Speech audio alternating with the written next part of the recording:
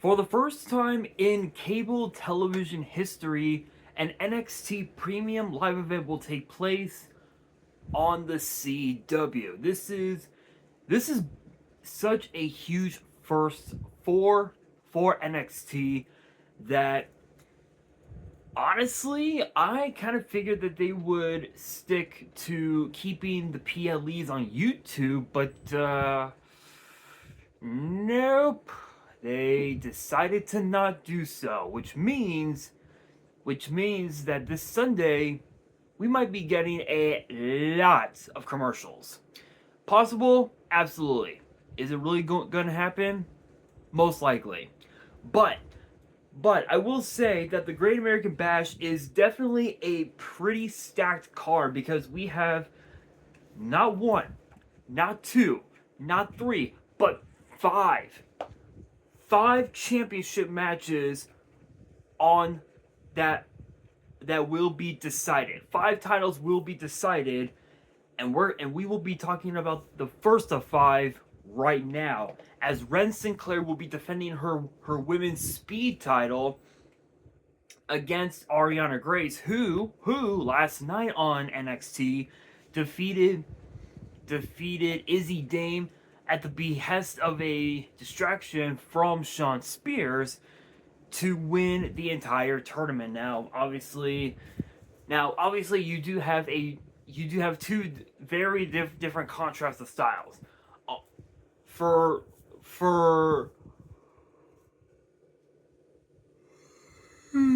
excuse me. Sorry about that, guys. Hella tired. Anyway, on one side of this match, you've got Ren Sinclair, who has more of the mat-based game. She's got the speed, the submission game at her disposal, where as opposed to Ariana Grace, it is strictly all about speed and power, and that right there is a very, very, very deadly combination. But to be fair, Ren Sinclair is going to be at a massive disadvantage solely because her BFF Kendall Gray will be challenging Lola Vice for the NXT Women's title later on in the night. So she's gonna have a tall task ahead of her because she has to deal not just with Ariana Grace, but with all the members of Birthright, and that could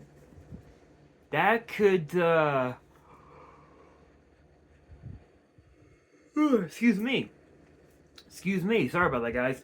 That could pose a massive problem for the champion. So if I were to make a prediction, I think we're going to be seeing a new women's speed champion in the form of Ariana Grace. Speaking of women's titles, the NXT Women's North American title, Zarya versus Tatum Paxley in a rematch from a few weeks ago, where Zarya defeated Tatum Paxley to finally become the NXT Women's North American Champion. And obviously, we all know that when you've had your first defense, if you successfully retain your title, that's where your reign truly begins. If you drop it on the first defense, you end up becoming a transitional champion. And if I remember right, I believe this is Zarya's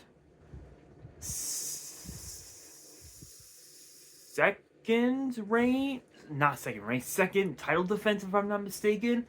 So she definitely has a long way to go before she can truly have a lengthy reign as women's North American champion. So I have no doubt in my mind that this is going to be a very intriguing matchup that everyone is gonna want to watch, because you've got Zarya, who, much like Ariana Grace, has the speed, she's got the agility, she's got the power game, and Tatum Paxley,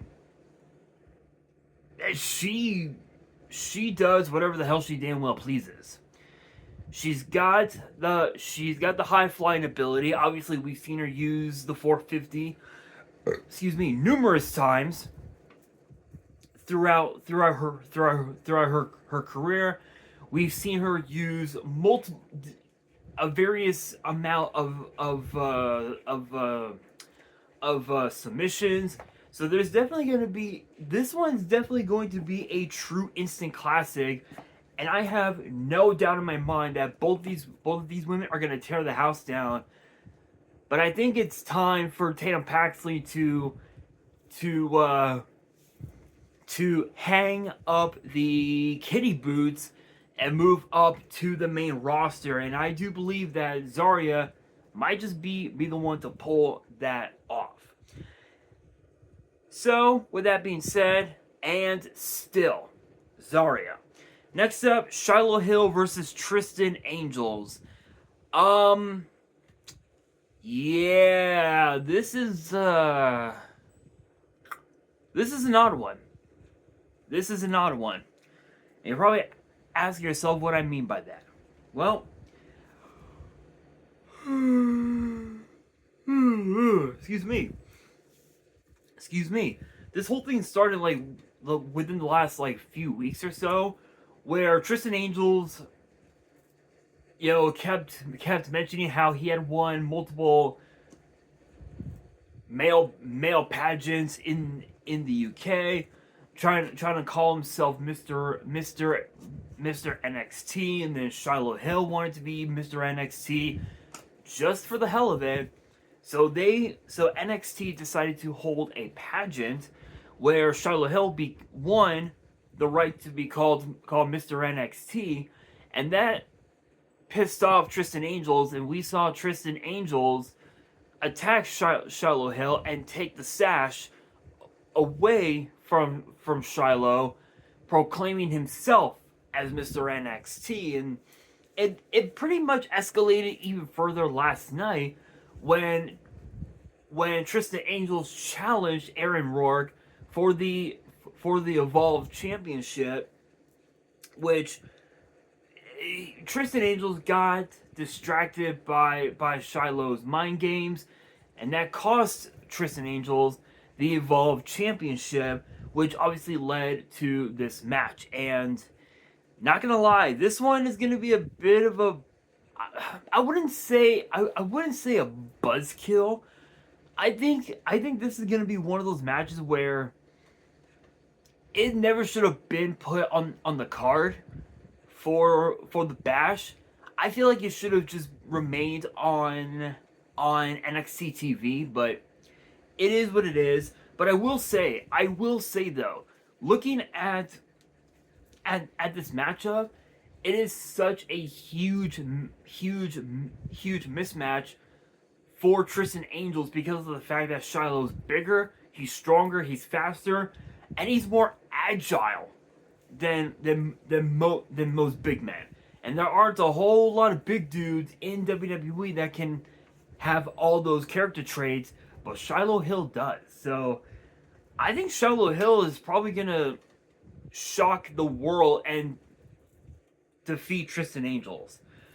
Which then leads us to another one that might just end up becoming a sleeper, as former Dark State cohorts will do battle.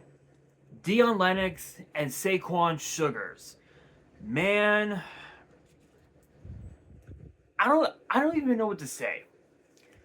Honestly, low key, I don't even know what to say about this whole thing, because you have a guy in Dion Lennox who was such a fan favorite in NXT, on NXT Level Up, when NXT Level Up was still around, and when he got called up to NXT, again, he was indeed a fan favorite, but once he started to lose more and more matches, he changed.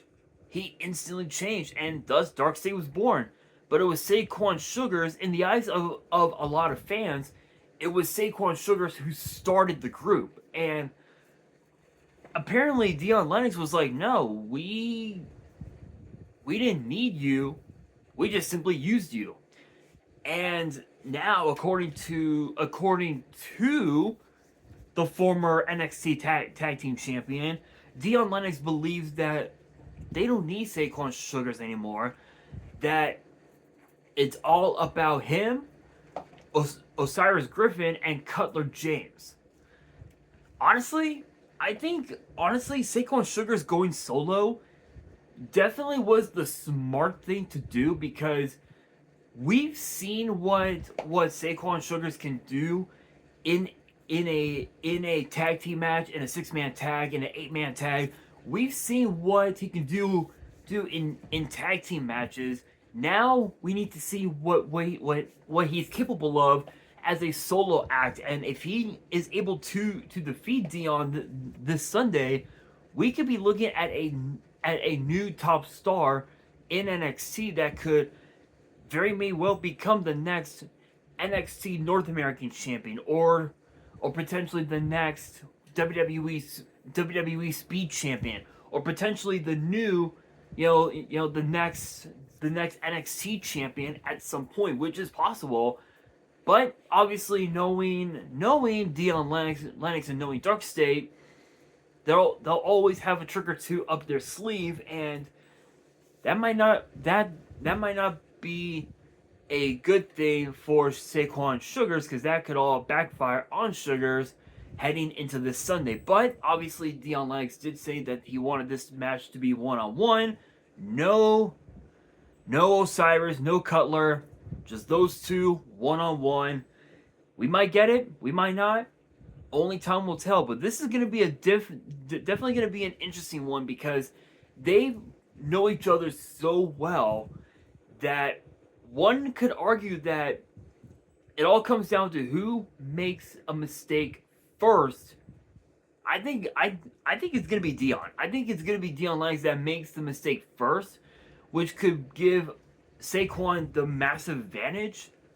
But at the same time, the same can be said for Saquon if he makes the first mistake. So this one, I gotta go with Dion Lennox on this one. I think we're looking at a guy who could definitely become a massive threat to the NXT North American title at some point down the road.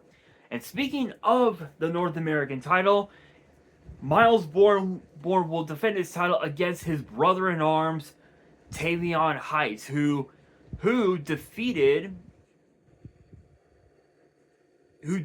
Jackson Drake.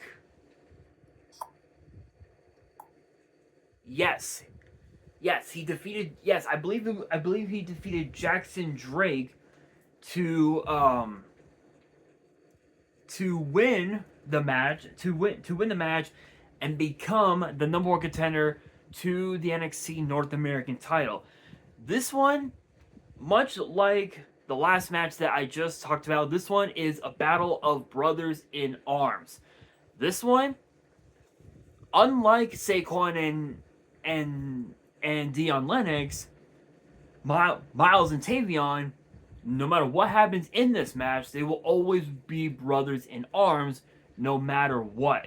Tavion believes that Miles Bourne forgot about their brotherhood when he became North American champion, but in my opinion, I don't think he did. I think he understood what he had to do to become a champion in NXT, and he did it. He took the teachings of the NQCC, and he became a champion. Tavion Heights has yet to be a champion, but I believe that his time will come. I just don't think now is the time. I think even in spite of being a part of NXT for such a long time, I do believe that he still has a lot to prove and a lot to learn. So I think Miles Bourne is probably going to walk away with that dub. Which then brings us to both of the world titles in NXT. The NXT women's title and the NXT title. Lola Vice versus Kendall Gray, and Tony D'Angelo versus Naraku, who Kendall Gray defeated Kalani Jordan to be the number one contender, and Naraku defeated Mason Rook to earn his opportunity at the NXT title. Now, obviously, last night both contracts did get signed, but for the NXT title, things went a little too far because Naraku handed Tony D'Angelo the signed contract, and it escalated to where a fireball shot out of the contract and bursted in the eye of the champion, and that did not sit well with Tony D'Angelo. And I have a feeling that this match has went beyond respect. This went beyond business because the moment Naraku showed up in NXT, he said that he was going to protect Tony D'Angelo and his reign as NXT champion, and he did that. He made good on his word, which then led to Naraku facing off against Mason Rook for the right to challenge Tony at the Bash. That matchup was an instant classic because you had a guy who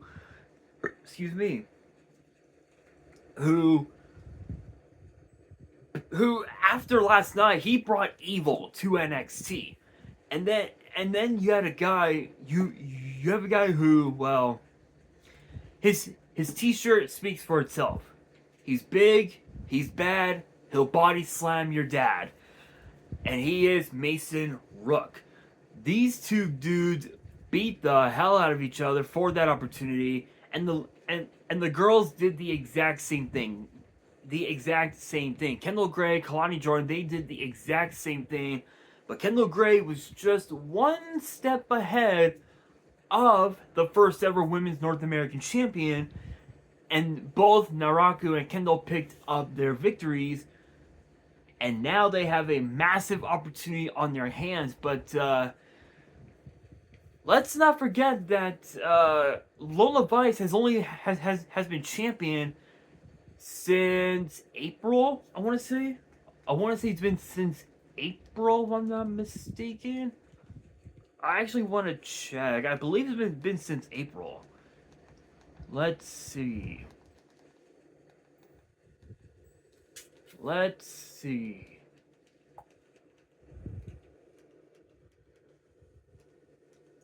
see here.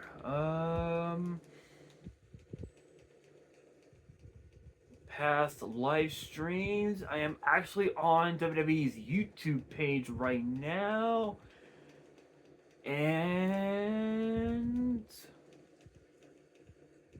I believe it's been since April.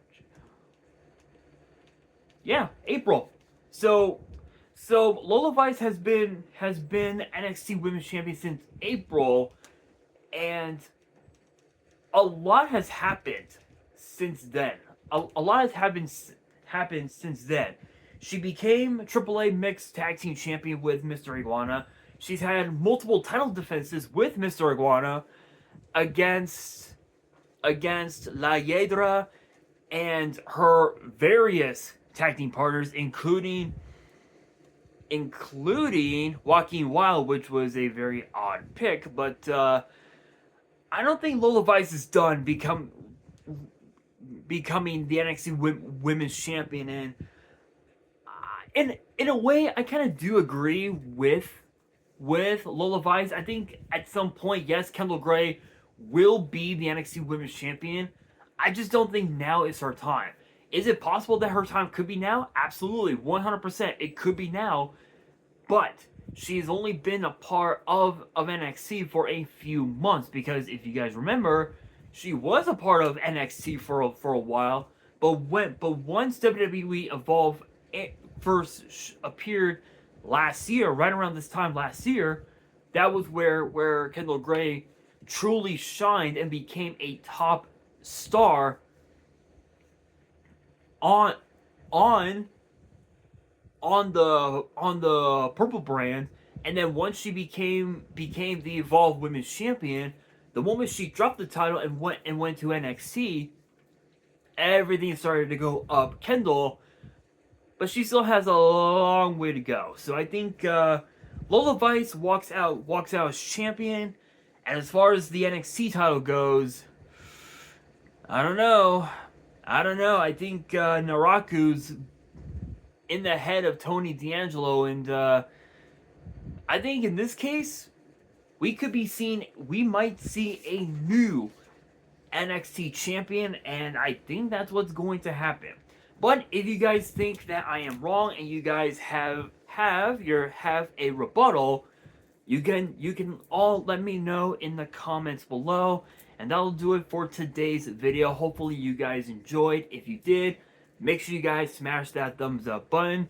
If you guys are new to the channel and you guys want more premium live event predictions and results in the future, then be sure to subscribe to the channel, turn on the notification bell, and as always, make sure you guys are following me on all of my social media. All of my ads will be in the description below, as will the info to my fan mail. It will also be in the description as well. And on that, this is your boy Nash, signing out.